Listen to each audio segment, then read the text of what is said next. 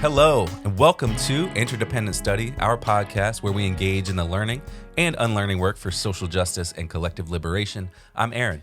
And I'm Damien. Thank you so much for joining us today. For those new to our podcast, Interdependent Study is meant to be a space and community for folks who believe in and want to do the work of social justice. Each week, we'll bring something new to the table and discuss our thoughts and feelings about it through the lenses of who we are and where we can go for a more just society. We want Interdependent Study to be a space where we're always learning with one another. And Damien, you are up this week. So what are you bringing to the table for us today? I am up this week. I don't know. Sometimes it's like a surprise. So today, I've brought an article to the table for us. It's called Police Violence is a Disability Justice Issue. And it is by Derica Purnell. And while I read it on the Boston Review's website, it actually is an excerpt from her new book, which is called Becoming Abolitionists, Police, Protests, and the Pursuit of Freedom, which actually just got published earlier this month. And Aaron, you just secured the book and have started reading it. I know you're enjoying it. Yep. It's definitely up on my to-buy list at the moment because this article was great, and I'm looking forward to reading the book. But I'm excited to chat about this article because, like I said, I think it was great. In a nutshell, the piece really examined some like historical and recent examples of the experience of disabled Black folks in this country in sort of a few different contexts. So, as an example, right, like from the lenses of slavery and Reconstruction, from the lens of capitalism, sort of the labor market and the workforce, police violence, and certainly, of course, in terms of the fight for abolition. And I think the like central point of the piece was really to raise awareness around like the importance of considering the intersections of ableism and police violence or state violence, you know, as we consider disability justice alongside abolition, right? So, I think the piece was great and super informative, actually, in so many ways. And so I'm excited to chat with you about it today. What did you think? I really liked it, too. I thought it was an insightful article, just really good. I'm looking forward to getting to this part of the book, which I think is much later, like further along than I am. Okay.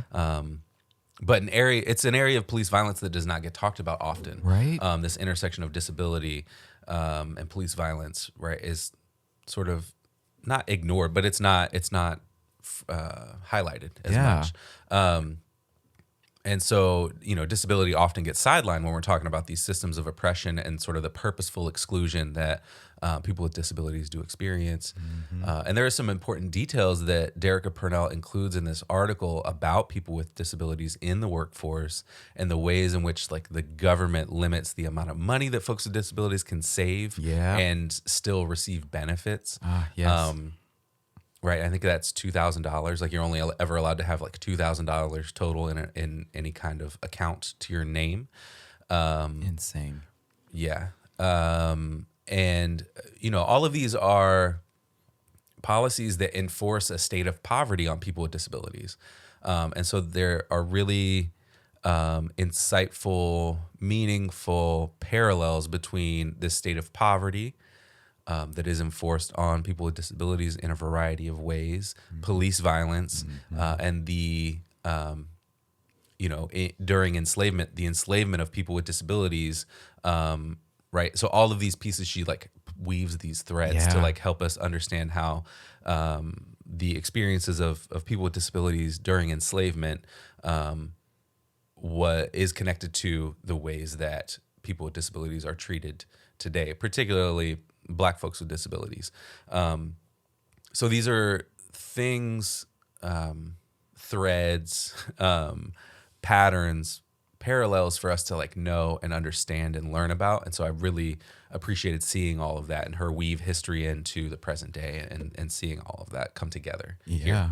Yeah, absolutely. Right. Like, and I think you mentioned this maybe last week when I introduced it, but this idea of like her writing style is so accessible. Right. And so the way in which she does that is just, clearly she's she is a writer. She is an expert, right? She knows what she's talking about, but she does it in such an accessible way that it makes sense, right? And it's clear to sort of see those threads that you sort of talk about. And so I also appreciated that. And I'm really glad you actually brought up what she said about sort of the workforce piece in particular, right? Because she spent a good amount of the piece talking about that, right? She pulled some stats from the American Psychological Association that I thought were just, really profound, right? Like, so they were people with low vision have unemployment rates that exceed 70%, and intellectually and developmentally disabled people have unemployment rates of over 80%. And then she also cited this government report that estimated that employers pay more than 220,000 or so intellectually or developmentally disabled folks less than minimum wage. Like, what is going on, right? Like, how and why are we doing this, right? I think sort of like I really struggle with like the morality of that, right? And like how we sort of how folks can and employers can and these agencies can justify sort of doing that to human beings, right? And sort of I think I also struggle with like the notion of reconciling like the resources we have in this country with statistics like that, right? And this sort of, I think, truly abhorrent treatment of folks with disabilities in our workforce. So, I think so. There was that sort of piece, and then she also connected that to the power and the ills of capitalism, right? And our unwillingness to invest in the necessary accommodations to support folks with disabilities, right? Yeah. And that just means that is a cycle that perpetuates itself, right? Like over and over again, right? And so, and you talked about sort of being in this like state of poverty too, right? So, I appreciated her bringing sort of all of that to the table, right? And all of that to this article, and this sort of particular lens of disability justice, right? Like these connections between labor and capitalism and ableism. And I think it really like continues to remind me that when I think about abolition and why it's important and why it's necessary, right? Like this is just another sort of piece of why that's the case and something to keep in mind for sure. Yeah, absolutely. And I think that, again, I think my, as I think about how we are sort of raised in this culture, in the U.S., I think we are always reform minded. Yes. That's how we learn about the history of the U.S. Right? Is like we're flawed, and then we reformed it. And now we're a little bit better, and then we reformed it. And now we're a little bit better. And I think that we can't always reform our way out of these concerns that we have. One of the things that she points out in the article is this story about the NYPD. Oh, yeah. And they created a so-called emergency services unit that was trained to handle, quote unquote, emotionally disturbed people. Yeah. So this unit was charged with serving an eviction notice to a woman who had a documented disability, had been living a sort of stable life in an apartment for a while, been a community member in that apartment building and babysat neighbors' kids and whatnot, and was also complaining about the conditions of her apartment to her landlord and withholding rent because of those conditions. Like the stove was broken, there's something wrong with the heat, pipes, plumbing issues. Like, so there were ongoing concerns, and she was reporting them, and then they weren't getting fixed, and so she was withholding rent. Yep. So that seems to be why her name is Eleanor Bumpers. That's why she was being served an eviction notice by this emergency service unit. So they're serving her this notice, and they break down the door. Yeah. And then she's holding a knife because she didn't really know what's going on. Wasn't sort of wielding it aggressively at all. According to all of the reports. And so they shoot her in the hand where she's holding the knife, and then they shoot her in the chest, and she dies on her way to the ER. And this is a unit that is, quote unquote, trained to handle folks with disabilities. Yeah. Folks who might be in distress. Yep. And this happened in the mid 80s, right? I think. Yes. Yeah. Yes. So it's a while ago, but this unit was the reform. Right. Exactly. Another murder happened by police of someone with mental illness. And so then the chief of police then created this unit to reform the institution of policing in New York City. Yeah. So, the reform, as Derica Purnell says in the article, the reform is killing people. Like, So we can't reform our way out because No. the reforms just create the same conditions. yeah, that's heavy, right? The reform is killing people, right? And so I think your point is so spot on that we've done this over time so much, and that's what we're sort of accustomed to, right? And I think as a society, maybe we do want to make things better, but these sort of incremental reforms, right, and these things that we're doing, they're not enough, right? Yeah. And so that is sort of what abolition is sort of why abolition I think is the way for us, right? And why we believe in it so much, because this is just not working, right? And a story like Eleanor's story was really difficult to read about, right? Particularly as you say, right? Like that's what this unit was quote unquote designed to do, right? They were designed to address that kind of situation, right? And she ends up murdered in her home. And so I think it's just really, her story is a perfect illustration of why reforms are not enough, right? And why they're, as you said, they're killing people. They're harmful to us and our communities. And then I think another piece of this is that, she points out that she doesn't want she didn't want it to get reformed to the point where we're politely and nicely serving Black women with mental illness eviction notices, Yes. right? Like, that's not the point either. She also should not have been getting evicted at all. Right. So that's another core piece of the story that I meant to include as I was talking about it. Right. So we can't reform this unit to then be like nice and polite to serve an eviction notice. Like, she shouldn't have been being evicted at all. At all. Because there were real problems with Her living conditions. and her landlord was not addressing them. And so all you can do as a tenant is withhold rent until it gets addressed. Right. And so, so- what were the other sort of steps that could have happened before Right. this ESU was called? I was about to say ESU unit. It's like saying ATM machine, right? That the ESU was called. Yeah. Well, and all of that is also part of what abolition is too, right? And that's what we talk about on the podcast.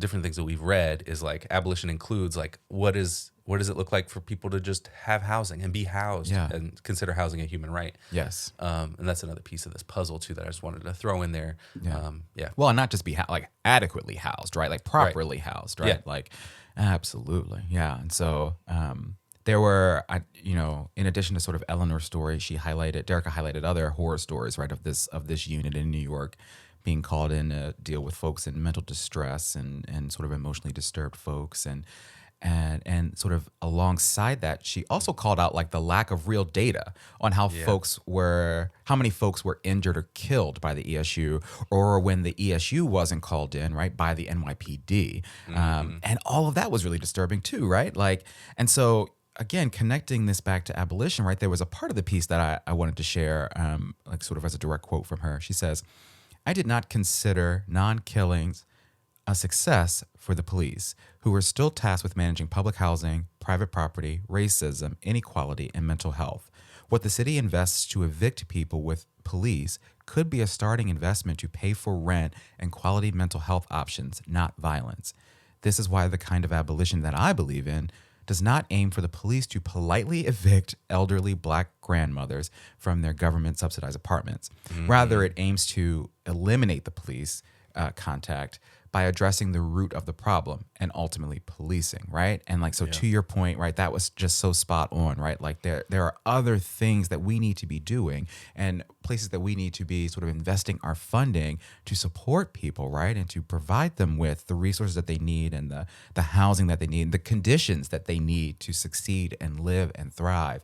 And this isn't it, right? And kicking down a woman's door and shooting her twice in her home clearly is not it, right? And so, and this is, as to sort of get back to the crux of the article, right? Like there are so many instances and sort of situations that this is happening to folks experiencing mental distress, right? And disabled folks, right? And that's what she's sort of wanting to sort of call attention to, and that's what I appreciate.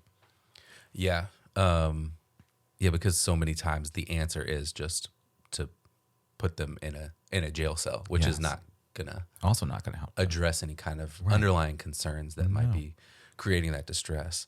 One of the other pieces that she points out is the debilitating injuries that police can inflict upon people. Yes. Oh, yeah. So she mentions Abner Louima, who had his teeth cracked and then was sodomized with a broomstick Yep. during his arrest and encounter with police. And this is just one example that she writes about. And we hear about the people who are murdered by the police, but we don't always hear about the stories of the people who are violently injured and then have to deal with the ramifications of those injuries for the rest of their lives. Right. We don't hear about those things as much. And again, the morality of that, right? yeah. To be sort of sodomized. Like, what is the point of that? Why are we doing that? Why Yeah. are you doing that Yeah. to a human being? I That's don't understand. Yeah. Yeah. That torture is the point. Yeah, Right. yeah. But it also makes me think back to your, like what you said, the part of the quote that you pulled is like, I did not consider non-killings a success. Yeah. Because Of that, right there. Yeah. He wasn't killed. But is that a success? No. And then there's also this connection to the history of torture, shifting to Chicago. The Chicago police inflicted upon people for decades, like I think nearly 40 years. Yep. And so she writes that the Chicago Police Department commander John Burge allegedly led a torture ring against black Chicagoans using racial epithets, electric shock, suffocation, and brutal beatings. Yep. And this leads to her point where toward the end of the article, she says that if we want to reduce and eliminate ableism and disabling injuries, then we have to reduce and eliminate police because in so many ways, there's this history, there's this evidence of the ways that police are injuring people, maiming people psychologically, but also physically for the rest of their life. And they're dealing with those ramifications, as I said, for the rest of their life. And those aren't stories that we hear about as much. And how do you reform that? Yeah.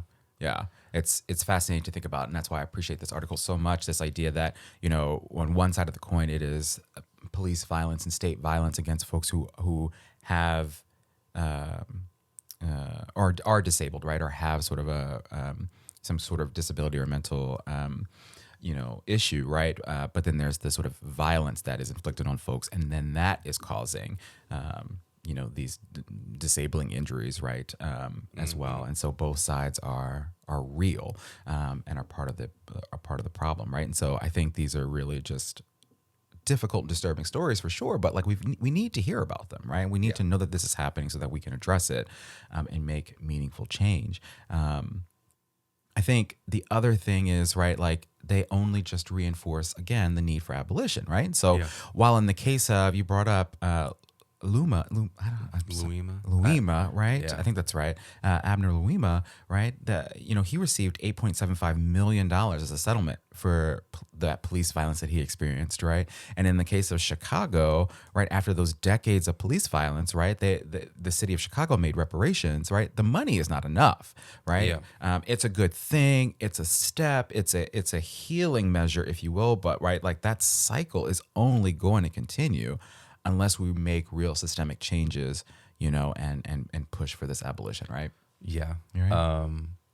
The money's not enough because the money's trying to address a wrong that was caused, right? And so what would be the best is that the wrong not happen. Yep. And shifting a little bit in the last, but it's all connected here. In the last few paragraphs, Derica makes a point that torture, policing, prisons, capitalism, and colonialism attempt to control and suppress the lives that we desire, lives full of care, curiosity, reflection, and intimacy. And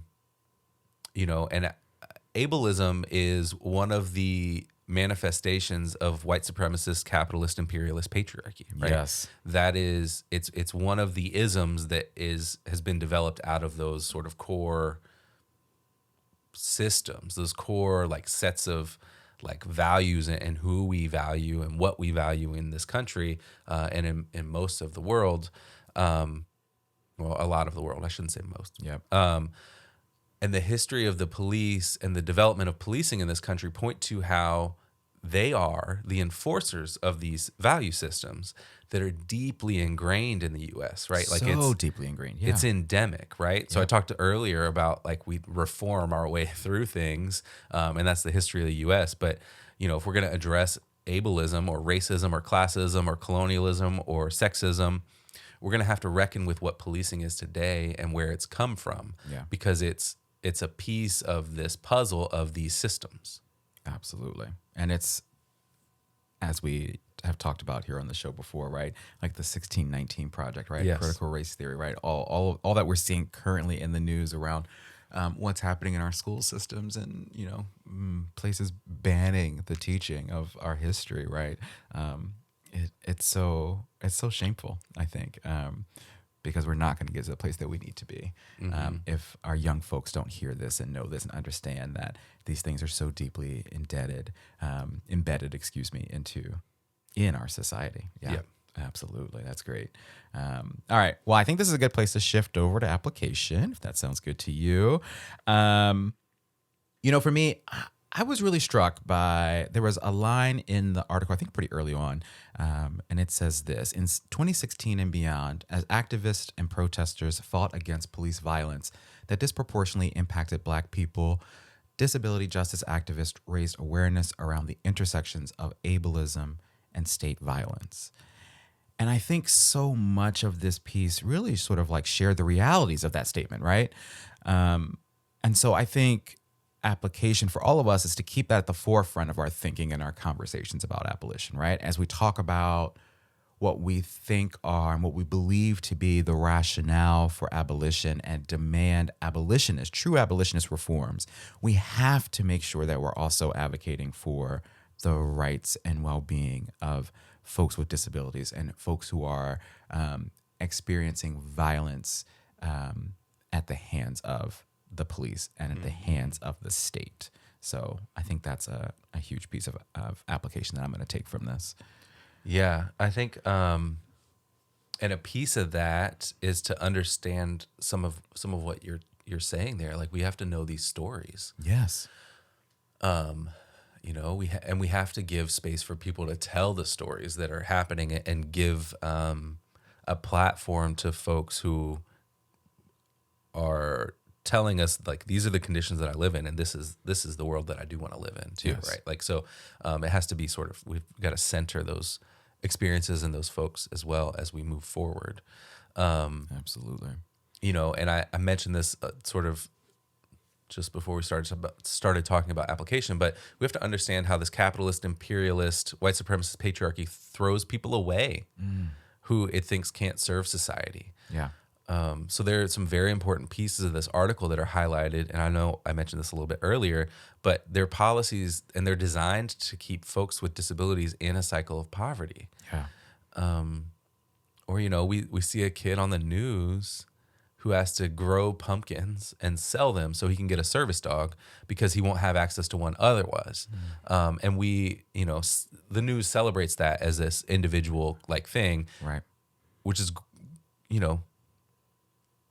yes, that's In one one angle. In That's one angle. narrow way, one narrow angle. Yes. Yeah.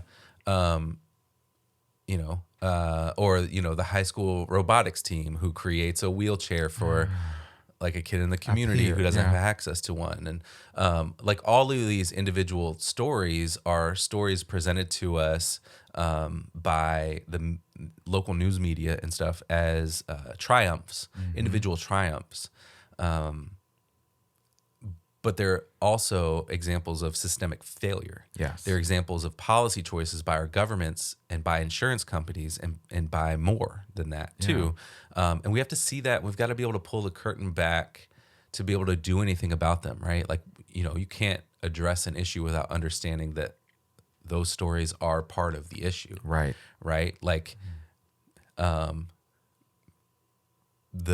most used fundraiser on GoFundMe is people trying to raise funds for their medical care. Yep. And so we have to see that as a problem. And we have to understand this to push for changes so that we aren't a society that just throws people away Yep. if they're not popular enough to sell enough pumpkins, or if they're not popular enough because they know the local robotics team at the high school, or they're not popular enough to get any funds in their GoFundMe Yeah. campaign for their medical bills. Yeah. And, shameful for us to quote unquote be the richest country in the world, right? And to see, Right. these conditions exist. And I think what they call those things, or those news stories, right? They're the feel good stories, right? Like, Yes. because they make you feel good, right? And again, in one small slice of the pie, yeah, I hear those stories and I feel good, right? But it also makes me think I've never once not said, but why is that the case? Yeah, why Is a high school robotics team taking the lead and doing more than our government and our healthcare should be doing for their peer, right? Like, and on one hand, it's like, well, good, they're getting experience, right? They're building this wheelchair. There's so much about Yeah. it that you're like, it feels good, and ultimately that kid gets a wheelchair, but it should not be that way at all for fellow human beings, right? But to your point, we're talking about like all of that is about how we throw people away in this society, or we don't care enough about their lived experience to invest in them, right? And so I appreciate those stories and you sort of saying that. And it really, it sounds like we're on the same page about the application of all of this, right? How I feel about the power of our stories being important in this work. So Yep. I appreciate that. All right, let's talk about homework. I already know what your homework is going to be, Mr. I Have the Book, right? Yeah. My homework is I'm going to read this whole book. Called it. I'm already a little bit into it as I've been preparing for a reading group that I lead. We're going to read the first half of this and talk about it next month. Nice. Well, I guess this month. It's November. But that's my main homework. That was the obvious choice, maybe. Yeah. As well as maybe looking for some ways to support changes to, some of these policies that we talked about. Yeah. And the ways that people with disabilities are exploited, through companies not paying people or paying people less than minimum wage, Yeah. Which is already atrocious. So finding organizations to sort of support and publicize Yes. and sign petitions for, like, whatever, sending letters to people, like whatever we need to do. Like, I think that's another piece of the puzzle for me as well. Absolutely. I knew it. But I get it. This piece was fantastic. And so I also want to read the book. I think it's absolutely going to be my next book purchase. So I'll call that part of my homework to buy the book and start reading it with you. But I think on top of that, there are certainly other disability justice resources out there, right? And so I want to do some homework to continue to educate myself on these issues because, again, speaking to that, I can't get what you said out of my mind, this idea, and Derek said it too, right? We throw people away, and that's shameful, right? And so the more that I can do to educate myself, right, and educate others, I think is where we need to go. So, all right, good homework. Well, Aaron, you're up next. What are you bringing to the table in our next episode? I'm going to bring The Second Assassination of Martin Luther King Jr., which is an article by Dr. Ibram X. Kendi. It was published in The Atlantic on October 14th of this year, 2021. And the subtitle is probably all that I need to do to introduce this. Okay. The subtitle is King's Nightmare of Racism is Being Presented as His Dream. So I haven't fully read it yet. I read the first few paragraphs, but the article seems to be a criticism of the ways that the right is using Dr. King's words out of context to rail against, what they think of as critical race theory and show up in school board meetings and shout through a microphone at school board members about curriculum and stuff that they haven't read and don't understand and have little concept of, and talk about how it's indoctrinating their kids. Yeah. So it's an article about all of that and the ways that essentially taking Dr. King's words out of context is sort of another like intellectual assassination of his legacy. Man, Dr. Kendi is great, right? And so I didn't know that he wrote this article. I hadn't seen it, so I'm looking forward to reading it. And it's so timely, right? Particularly as you mentioned, Yeah. right? What's happening with critical race theory and what we're seeing, in these news clips at school boards and school board meetings and stuff like that. It's so timely, and we see it every year around MLK holiday, right? And how people, Right. Yeah. So I love it. I'm looking forward to reading it. Great. All right, folks. So with that, we want to thank you for joining us today and for listening to Interdependent Study. You know what I'm going to ask you to do, but in case you have forgot, please follow us, leave a rating and review, share our podcast with the people in your life, follow us on social media, and sign up for our email list to get notified of any new things we've got going on behind the scenes. Yes, thank you so much for listening. And remember, it's not about us, but it is about us. And we'll talk to you next week.